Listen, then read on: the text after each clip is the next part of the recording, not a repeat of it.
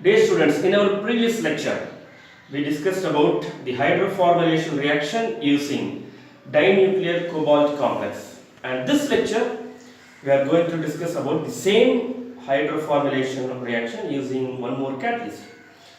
The major disadvantages that are using the dicobalt complex is higher temperature and higher temperature. So in order to construct a plant for the conversion of an alkene into aldehyde, we require very high cost. And another disadvantage is we can get a mixture of products, which means we obtain both linear and branched products. So we have to separate the linear from the branched one, which also need much more time. Various modified catalysts have been discovered and also described to increase the yield and to reduce the cost. The most important one such catalyst is a rhodium based catalyst, which is called as hydrocarbonyl triphenyl phosphine rhodium complex. Here is hydrocarbonyl triphenyl phosphine rhodium 1 catalyst. The major advantage of this catalyst is this catalyst works well under just 25 degrees centigrade and at 1 atmospheric pressure. And we know that 25 degrees centigrade and 1 atmospheric pressure or room temperature and normal atmospheric pressure. Hence the cost must be very low, and we can get exclusively the linear product. We never get a branched product. While using this catalyst, we get our yield also increased, and we require very low temperature and very low pressure.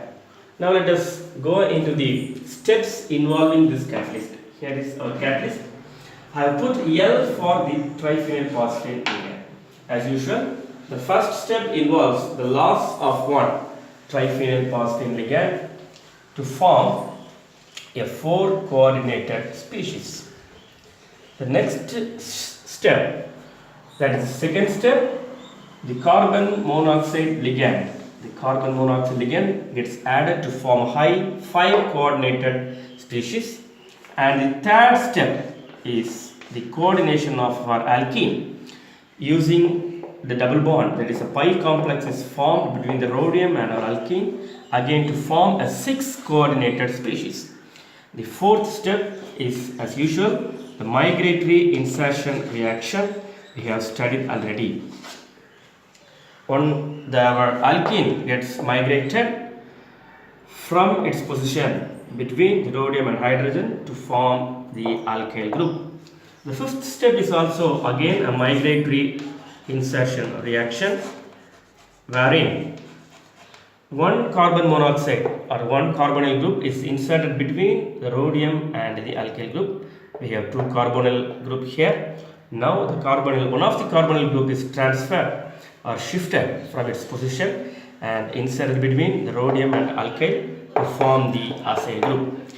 The sixth step is the addition of hydrogen, and this is very crucial step called as rate determining step. And now here you see, here it is 4 coordinated species which is converted into 6 coordinated species here, a dihydrido complex. And the final step, that is the 7th step, one of the hydrogen gets transferred to this acyl group to form our product, that is the aldehyde, and which regenerates our active catalyst. So this is the 6th step, is the rate determining step. We have 6 coordinated species with the oxidation number of rhodium is +3, and after the elimination of our aldehyde, the coordination or the oxidation number changes to +1, and the coordination number changes from +6 to 4. Hence this reaction is again also called as reductive elimination reaction.